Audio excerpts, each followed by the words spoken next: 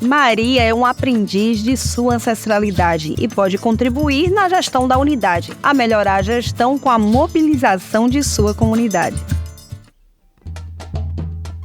Olá, pessoal! Na edição de hoje do podcast Marias Guardiãs das Florestas, vamos falar de participação política das mulheres. Eu sou Elka Macedo e te convido a embarcar com a gente nesse tema tão relevante para o fortalecimento dos direitos das mulheres das florestas. Emicida tem uma frase muito legal que diz: "Nada de nós sem nós". E penso que quando falamos da necessidade da participação feminina em espaços de decisão, é porque entendemos que não dá mais para aceitar que outras pessoas definam soluções para nossas demandas, concordam? Então, para nos ajudar a falar sobre este assunto, contamos com a participação de algumas referências femininas do campo das unidades de conservação. Para começar, vamos ouvir Leide Aquino, que faz parte da Resex Chico Mendes. Ela tem experiência em cogestão e é engajada em movimentos de mulheres. A questão da representatividade das mulheres nos espaços de decisão ainda é um desafio. Apesar da gente já ter avançado em algumas questões, mas a gente ainda percebe que a grande maioria dos espaços de decisões eles ainda são compostos pela sua maioria de homens, né? Apesar de toda a nossa luta, e a gente já está ocupando alguns espaços, mas ainda somos minorias. Precisamos continuar ainda nessa luta de busca, né, por essa equidade, né, pela essa representatividade mais igual. Ainda sobre a dificuldade de ter representatividade feminina nos conselhos gestores e outros espaços de decisão das unidades de conservação, Laiane da Costa Santos, que integra o Sindicato das Trabalhadoras e dos Trabalhadores Rurais Brasileiras em torno da Resex e Coletivo Varadouro, explica como isso se dá na sua região. As mulheres têm grande dificuldade de serem representadas no conselho da Resex, porque assim, o que acontece? O povo, né, das unidades de conservação é um povo mais com a cabeça mais fechada, com a mente mais fechada, não tão moderno. Então ainda tem aquela questão de que os pais mandam nas filhas e depois que elas casam, os maridos é quem mandam. Então elas geralmente não têm a oportunidade de sair para esses lugares, né, de estarem presentes nos lugares de debates. Aí gera a questão de que quase não se tem representatividade de mulheres. Bom, na verdade, o conselho daqui, eu não sei como é que é o de fora, ele é bem fechado. Geralmente a gente que mora, né, nas unidades de conservação, a gente escuta falar, porque uma ou outra pessoa faz parte desse conselho, que no caso a maioria são as associações, sindicatos, prefeitura, universidades, mas que os moradores mesmo, de núcleo de base, de pequenas associações, não tem muito conhecimento, sabe? Então não é muito participativo, não é muito abrangente. Realmente não dá para escutar a voz de todos que estão lá nas unidades de conservações. Eu acho a participação das mulheres extremamente importante, tanto nos conselhos quanto em qualquer outro espaço. E nos conselhos, porque lá elas vão estar presentes onde se faz. É um espaço de debate, né? De como será a nossa vida. Então, do que é permitido, o que não é, sabe? E é bom ter também a voz da mulher para saberem o que é certo, o que não é, e qual a política que realmente chega até a gente, que realmente nos contempla, né? Então, tendo a mulher nesse espaço, ela vai nos representar nesse ponto. Já a Mariana Bogea, que é assistente social da APA e gestora do Mosaico Tucuruí, destacou a sensibilidade das mulheres para trabalhar nos diversos segmentos de forma integrada e, portanto, defende esta participação. Mas fala também sobre os desafios enfrentados para efetivar a integração feminina nos espaços de decisão. A gente trata das dificuldades que eu observo nas mulheres, que as mulheres têm de serem representadas ou fazerem parte de um conselho, né? Primeiro, a dificuldade de garantir esse espaço, porque a gente vive em uma sociedade que é extremamente machista. Então, é muito comum quando a gente identifica uma mulher, ela está lá, é um número reduzido, ela está lá de uma forma mais tímida dentro do conselho. Então, tem sido um desafio, porém, a gente tem observado que as mulheres, a cada dia que passa, elas estão muito mais empoderadas da sua importância, da sua atuação nos processos de gestão. Acho que o nosso maior desafio é vencer essa barreira que os masculina que existe no processo, né? Porque parece que tudo que é feito pelos homens é feito de uma forma mais eficiente. E aí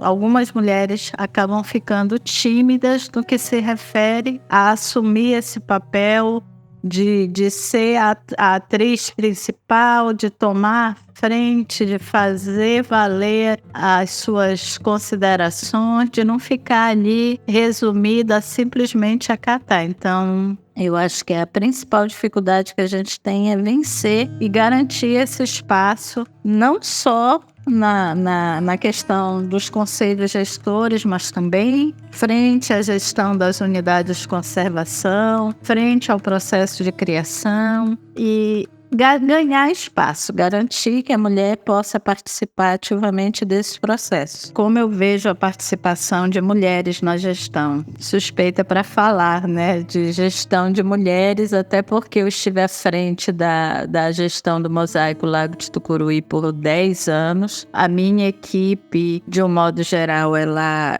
era formada por mulheres, né? A gente considera um avanço significativo. Primeiro pelo empoderamento da mulher. A gente sabe que nós mulheres temos mais sensibilidade para lidar com questões que vão além de questões práticas, porque a gestão da unidade de conservação, ela tem que ser levada de forma que sejam avaliadas não só as questões ambientais, mas as questões sociais, o dia a dia dessa população, a questão cultural. Então, trabalhar todos esses segmentos de forma integrada é uma característica que as mulheres têm com muito mais altivez do que os homens. Então, assim, a gente entende que é fundamental, é importante que as mulheres estejam na gestão, atuando de forma ativa, pela sensibilidade com a qual as mulheres tratam os assuntos. Totalmente favorável a participação das mulheres na gestão das unidades de conservação. Acho, inclusive, que essa é uma demanda que precisa crescer e ser atingida de uma forma muito direta, porque a gente vai ter resultados muito positivos, uma vez que o processo de gestão ele ganha muito com esse toque feminino, com essa sensibilidade da mulher. Nós ouvimos ainda a Marina Moss, que é especialista em projetos de conservação e turismo sustentável. Ela nos contou sobre suas experiências e os exemplos bons e ruins que viu em campo. Marina reforça que para efetivar a participação feminina, assegurando equidade de gênero, é preciso que homens e mulheres defendam essa pauta.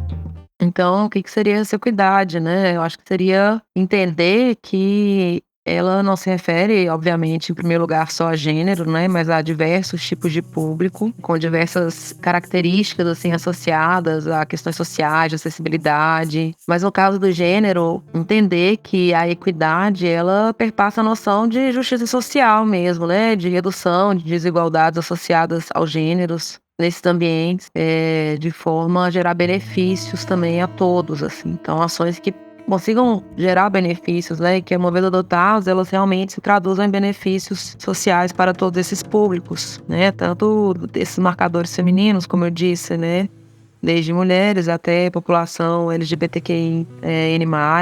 Acredito que esse é um debate amplo, que ainda tem que ser muito desenvolvido, mas que já estamos atrasados, né, vamos colocar assim, a gente está no momento em que a gente precisa refinar mesmo, começar a refletir sobre como isso perpassa, né? Então, acredito que o letramento de gênero é um caminho para todos nós, né? Mulheres, homens, público associado ao feminino, ao masculino. Todos nós temos que passar por um letramento de gênero, porque acredito que só por meio da educação mesmo que a gente vai conseguir compreender como somos educados e socializados. E a partir daí, qual a atuação de cada um nesse processo. Não dá para jogar só como uma missão das próprias mulheres refletirem sobre isso. Nós precisamos dos homens, né? Também refletindo, tendo letramento, reavaliando suas posturas e a dos seus iguais, né?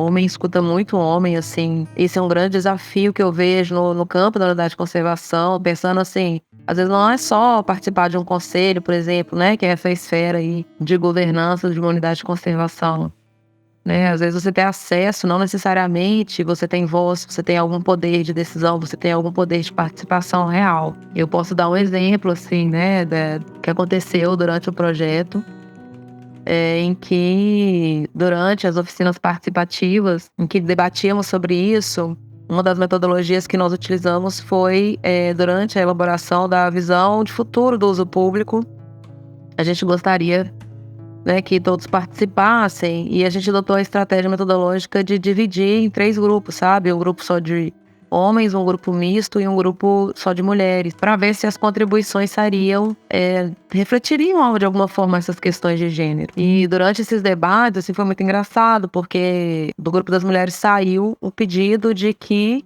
fosse incluído na visão de futuro do parque o incentivo à maior participação feminina nos espaços de gestão da unidade, né? Isso já reflete, assim, que de certa forma existe essa necessidade de incentivar mais participação efetiva, né? Isso gerou um rebuliço muito grande, assim, no processo, porque a primeira reação dos homens presentes foi compreender que seria um privilégio que seria dado às mulheres, incentivar a maior participação das mesmas, né? Eu não sei de que forma que eles compreenderam, mas eu acredito que eles compreenderam que seria algum privilégio em relação à figura masculina, assim. E na verdade não era, né? Justamente porque é defasado, assim, existe essa necessidade, essa urgência de estimular e fomentar mais a participação das mulheres nesses espaços.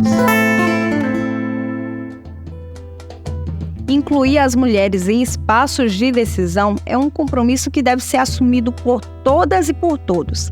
Se a floresta é um bem comum e suas unidades de conservação são habitadas por homens e mulheres, é justo que na hora de definir políticas e benefícios, que todas e todos participem, deem sua opinião e ajudem a construir um lugar melhor para todo mundo. Nós ficamos por aqui com o tema Participação Política das Mulheres.